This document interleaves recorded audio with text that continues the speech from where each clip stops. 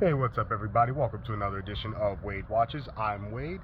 Today, I'm going to be doing a fresh out of the movie theater review for The Wild Robot. Just got through watching it in Real D 3D, and this is, of course, the latest film from DreamWorks Animation that comes to us from Chris Sanders, one of the directors of Lilo and Stitch, and it stars the voice talents of Lupita Nyong'o, Pedro Pascal, Mark Hamill, Ving Rhames, Catherine O'Hara, and so on and so forth.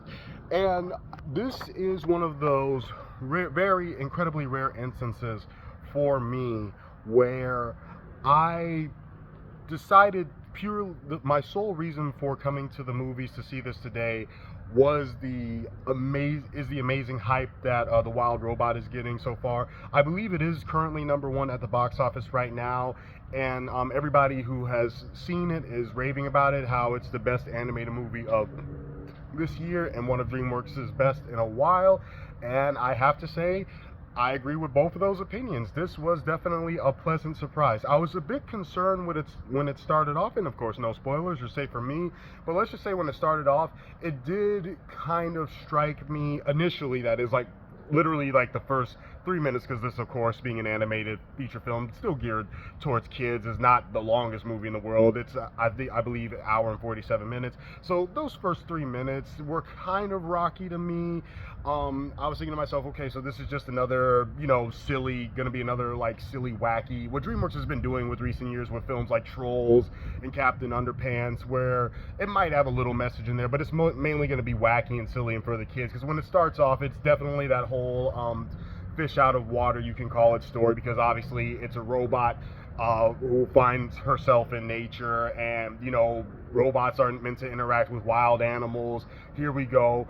But rather quickly, we get a tonal shift where this becomes a story, a straight up story about parenthood, and specifically motherhood, that while I can't relate to being a parent, I'm not a parent, I don't have children of my own, actually turned out to be quite profound and quite touching, and yes, quite tear-jerking. The waterworks did flow a couple of times in this movie. Not afraid to admit it.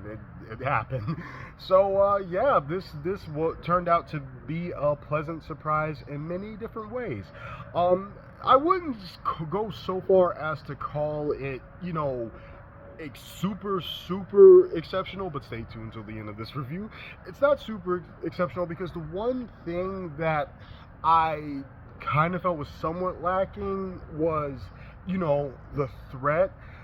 There's a good section of this movie devoted to, the of course the wild robot herself's origins, where she comes from, why she is where she is, and without giving anything away, I'm sure you all suspect, those of you who haven't seen it, suspect that that's going to come into play in the film, be a big part of the film. And I felt like what they did, how they executed that sense of conflict, was kind of like, short-lived and brief. It was kind of like set up near the like tail end of the film anyway, and then it just goes away. And I was like, wait, this is kind of like, a whole bigger thing. You're kind of like setting up what kind of appears to be like a little dystopian Skynet thing going on here, and that's it. That's all.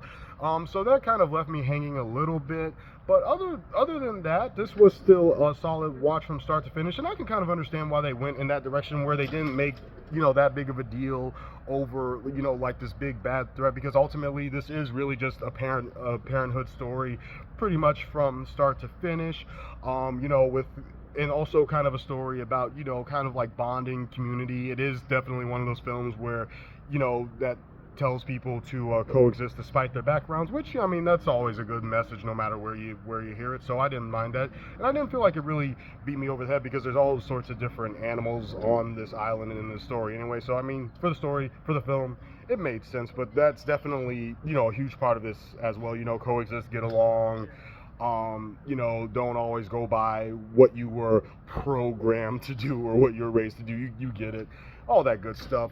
And that's pretty much it. So I can understand why this wasn't, like this, why there wasn't this like massive like showdown, this massive, we got to take down, this big deal over like what the big threat or the big baddie is, because that's not really the point of the Wild Robot after all. So I'm willing to let it slide. Apart from that, this was a solid, enjoyable watch from start to finish. I dug the characters. I thought the Pedro Pascal's Fox character was going to be like the annoying wisecracking sidekick, but they do some things with him that I wasn't expecting. Really good character there, and yeah, that's about all I have to say. I definitely recommend going out to check out the Wild Robot. As for the as for the 3D, because I only really bother with 3D mainly for, it sounds like right in my face, mainly for like animated films. I really didn't feel like it added much to the Wild Robot. It kind of like, you know, just didn't like pop out. It's a beautifully animated film. I love the animation in this movie. It kind of has like a storybook quality to it, which makes sense because this is adapted from a book.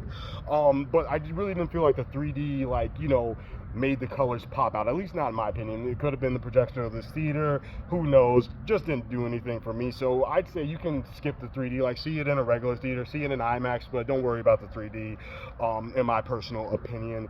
But other than the 3D not doing anything, and, you know, me being, you know, slightly disappointed but understanding of the villain not being like the central point of this movie, or like just not being as big and bad of a threat as I wanted to be, this was a solid, heartfelt watch from start to finish.